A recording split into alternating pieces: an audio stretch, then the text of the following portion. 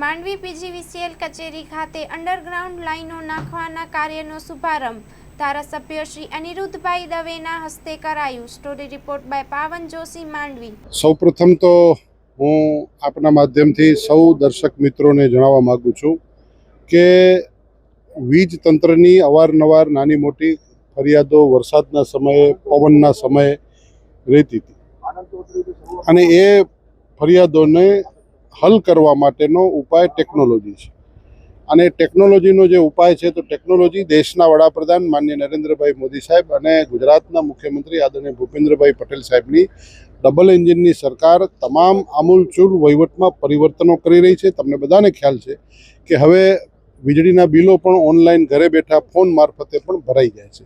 આ ડિજિટલાઇઝેશનમાં ટેકનોલોજીનો ઉપયોગ છે।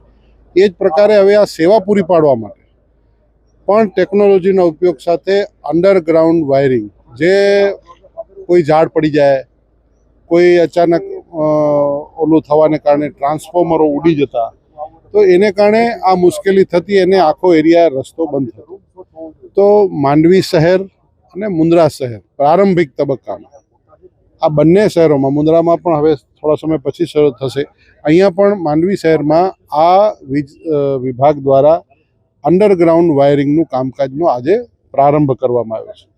પ્રારંભિક તબક્કામાં માંડવી શહેર છે ટોટલ 5 ફીડરમાં છે, એમાં 2 ફીડરમાં કામ થશે અને ત્યાર પછી બીજા તબક્કામાં 3 ફીડર, એમ તમામે તમામ 5 ફીડરમાં આખું માંડવી શહેર કે જે મુખ્ય જગ્યાએથી કરી અને ટ્રાન્સફોર્મર સુધીનું એ અંડરગ્રાઉન્ડ થશે। ટ્રાન્સફોર્મર પછી જે ઉપભોક્તા છે એ ઉપભોક્તાના સુધી જતું હોય છે એ વાયરિંગ રહેશે, પણ એનો પણ ક્રમશઃ આવનારા દિવસોમાં ભવિષ્યમાં થશે। પરંતુ અત્યારે ગુજરાતના માનનીય મુખ્યમંત્રી ભૂપેન્દ્રભાઈ પટેલ સાહેબના નેતૃત્વવાળી ભારતીય જનતા પાર્ટીની સરકારમાં વીજ વિભાગ દ્વારા માંડવી વિધાનસભા મત વિસ્તારની અંદર ટોટલ 78 કરોડ રૂપિયાની જોગવાઈ થઈ છે। અનેક સબસ્ટેશનો બની રહ્યા છે, અનેક નવા વિભાગો શરૂ થઈ રહ્યા છે, ડિવિઝનો પણ અલગ કરી રહ્યા છે કે જે આજથી સુધી ક્યારે થયેલા નહોતા। તો એ બધા વિષયોમાં હવે લોકોની સુખાકારીમાં વધારો થાય, જનતાને આ વીજ વિક્ષેપોથી બચાવ થાય, એ માટે આ અંડરગ્રાઉન્ડ લાઇનિંગનું કામનો આજે પ્રારંભ કરવામાં આવ્યો।